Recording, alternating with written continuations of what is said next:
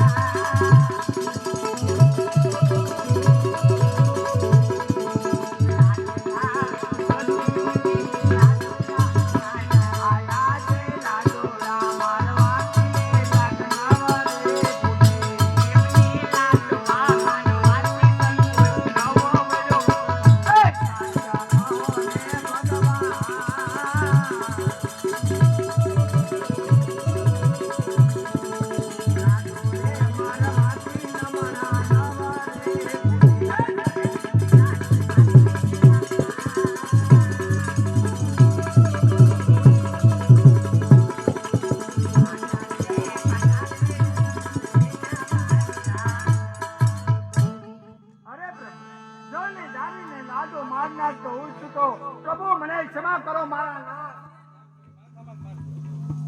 આવા ભક્તના માટે સદાય આદિનું છું. આ ભક્તરાજ મેં તમને દેવામાં કોઈ જાતની ખામી નથી રાખી. આટલો પોગન ગંદો રાજી બનાવ્યો છે છતાં પણ આવી માં કષ્ટી ભોગવીને આયા તારકાઓનું કાંઈક તો કારણ હશે ને રાજી તમારું. અરે પ્રભુ તમે મને દેવામાં કોઈ પણ જાતની કસાશ નથી રાખી. નાના પૂછે દોલત આપી છે, જહેરાત આપી છે, આવડા મોટા પોગનો ગંદો રાજી બનાવ્યો છે. પ્રભુ આપ તો ત્રિલોકના નાથ છો, આપ સર્વ જ્ઞાની છો, આપ સર્વે જાણો છો, છતાં પ્રભુ મને શા માટે પૂછો છો? સર્વે જાણું છું પણ આજ મારા ભક્તના મુખ ઉપર સાંભળવા માંગુ છું. અરે પ્રભુ એક તો મારા સ્વાર્થ માટે આવ્યો છું, એક મારા પરમાર્થ માટે તમારી પાસે આવ્યો છું. પ્રભુ આ રાજન કેવું તમારું સારથ છે મને કહો. તો સાંભળો પ્રભુ મારો સ્વાર્થ. તમારા દરબારમાં કેવી સવા શેર માટીની ખોટ છે પ્રભુ. મને પેટનો વાંજો રાખ્યો છે એ પ્રભુ મારો સ્વાર્થ છે. આ તમારું સારથ છે. હા પ્રભુ તમે પેટના વાંજ્યા છો એમ. હા મારા નાથ, મારી પોકરણ ગઢની પ્રજા મને ડગલે ને પગલે વાંજ્યા વાંજ્યા કહીને મેણા મારે છે. આવા વાંજ્યા મેણા મારાથી સહન નથી થતા એ પ્રભુ મારો સ્વાર્થ છે. આ તમારું સારથ છે. હા મારા નાથ. આ રાજન જે મારી દ્વારિકામાં આવે છે ને એમને કોઈ દિવસ ખાલી હાથે કાળિયો ઠાકર જાવા ન દે. હા પ્રભુ. આ રાજન હું તમને કહું ને તમે સાંભળો હવે.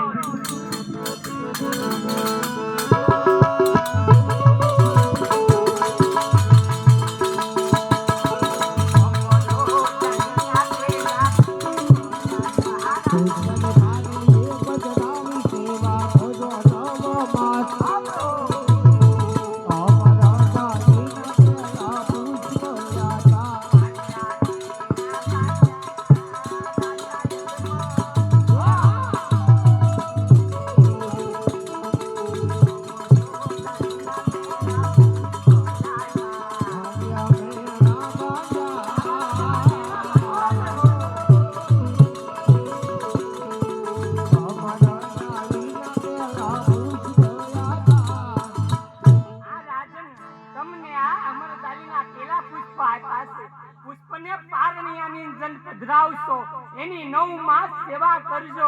મારથી મોટો બલરામ તમારા ઘેરે અવતાર ધારણ કરશે, તમારા વાંજિયા મેણા ભાંગશે રાજન. હા પ્રભુ. હા રાજન હવે તમારું પરમાર્થ કેવું છે મને જણાવો. તો સાંભળો પ્રભુ મારો પરમાર્થ. મેવાડ અને મારવાની અંદર ઢોંગી દુતારા ફકીરો મંત્ર તંત્ર કરી પ્રભુ આ ભોળી પ્રજાને ક્ષેત્રે છે. યવન લોકો ગાયોનો વધ કરે છે. અને હા મારા નાથ, મારા ગામની અંદર ભેરબા નામનો રાક્ષસ 12 ગાંવ સુધી ભૂમિ ઉજ્જડ કરી છે. અત્યારે પૃથ્વી ઉપર હાહાકાર મચી રહ્યો છે. પ્રભુ આના ઉદ્ધાર માટે કંઈ પણ કરો. અને હા પ્રભુ તમે જે મને અમરડાલીનું પહેલું પુષ્પ આપ્યું છે એ પુષ્પની મેં 9 માસ સેવા કરશું. 9 માસ પૂરા થતા પુષ્પને મેં પારણી આની અંદર પધરાવશું. તેથી તમારા મોટા ભાઈ પ્રભુ મારે ઘરે અવતાર ધારણ કરશે અને મારું વાંજ્યા મેણું ભાંગશે નહીં. પ્રભુ હું આવા પુત્રની આશાએ તમારી પાસે નથી આવ્યો. જો તમારે મને પુત્ર આપવો જ હોય તો જગતમાં પૂંજવા લાયક ને આપની જેવો મારા નાથ. આ રાજન, આ જગમાં મારી જેવો પુત્ર તું ક્યાંથી ગોતી લાવું? અરે પ્રભુ, જો આપ તમારી જેવો પુત્ર ગોતી ન લાવો તો આપ પોતે મારા ઘરે પધારો પ્રભુ. હા રાજન, આપ પોતે હું તમારા ઘરે અવતાર ધારણ કરું, પણ તમારે મારી આરતલા વચને બંધાવવું પડશે. અરે પ્રભુ, જો તમે મારા ઘરે પુત્ર થઈને આવતા હોય તો હું તમારી સાથે વચને બંધાવવા પણ તૈયાર છું. હા રાજન, જ્યારે મારી પોકરણ ગઢમાં 48 વર્ષની ઉંમર થાય તમારે હસતા મુખે મને સમાધિ લેવાની રજા આપવી પડશે રાજન. અરે પ્રભુ, એવો કયો પિતા હોય કે જેનો જવાન જોત કંદોતર દીકરો સ્વર્ગે જીતાવે અને પિતાની હાથમાં હતું ન હોય? પરંતુ પ્રભુ, હું તમારી સાથે વચને બંધાવતો કે જ્યારે મારા પોકરણ ગઢની અંદર જ્યારે તમારી 48 વર્ષની ઉંમર થશે, તમારે સમાધિ લઈને સ્વધામ જવાનો સમય આવશે, ત્યારે હસતા મુખે તમને વિદાય આપી આ પણ તમને મારું વચન. આ રાજન, આ સૂર્ય ઉગી જાય છે ને, હા પ્રભુ. એ સૂર્ય પણ આપને છે. હા મારા. જેનું દુનિયામાં નામ હોય છે ને એનું અવશ્ય નામ હોય છે. હા પ્રભુ. આ રાજન, હું તમને કહું, તમે સાંભળો હવે.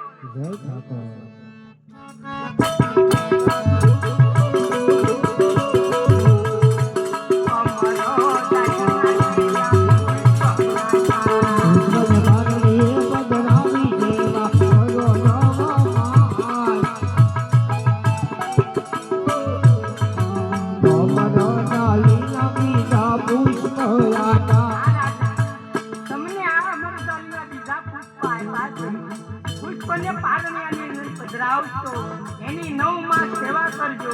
મારો મોટાભાઈ તમારા ઘરે જન્મ ધારણ કરે, એની ચઠ્ઠી નીચવશો, છઠ્ઠાના દિવસે તમારા ઘરે અવતાર ધારણ કરી. અરે પ્રભુ. આ તમે કહો છો ભેરબા નામનો તાર કરી અનેક પાપીઓને મારી, મારા ભક્તો વાળીને એમને હું તારી.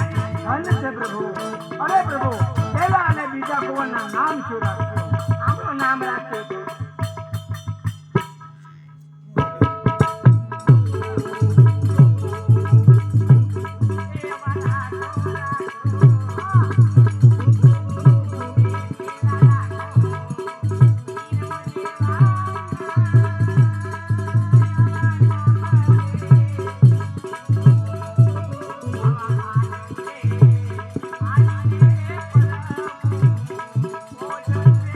અને આ પ્રભુ, બીજા રાજકોના જન્મ થાય તેઓના નાના શું રાખ્યો? મારા એવા નામ રાખ્યું. હિન્દુ ધર્મનો રામ તરીકે ગુજરાત, મુસલમાનનો શીખ તરીકે ગુજરાત.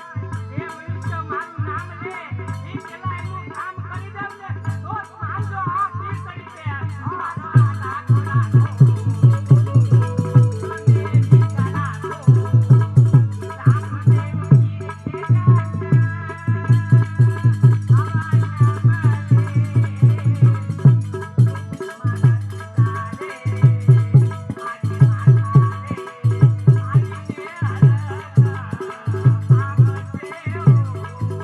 અને આ પ્રભુ, તમે મારા ઘરે આવશો ત્યારે કઈ ચીજ છે ને કઈ ખાલ છે?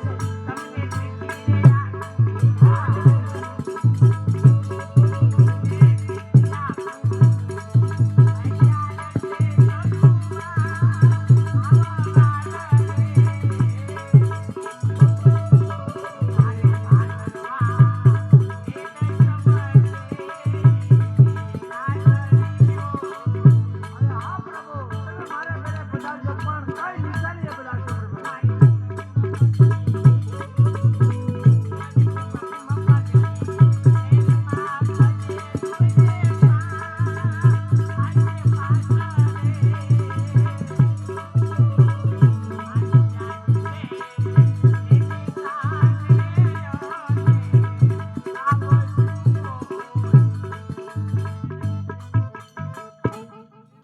નહીં પ્રભુ, તમે મને પુષ્પ આપ્યા અને તમે મારે ઘરે અવતાર ધારણ કરો એવું સત્ય માની લો. નહીં પ્રભુ, કારણ કે મેં તમારા નટખટા જોયા જ છે. કારણ કે તમે તો દેવકી માતાને પેટ અવતાર ધારણ કર્યો હતો. યશોદા માનો ખોળો ખુલ્યો તો મને વિશ્વાસ કઈ રીતે બેઠે કે તમે મારે ઘરે પુત્ર થઈને આવો? જો તમે મને એવો સત્યનો કલ આપો કે જરૂર તમારા ઘરે પુત્ર થઈને આવી તો હું સત્ય માનો, નહીતર હજી સત્ય ના માનો. તારે તો બાલ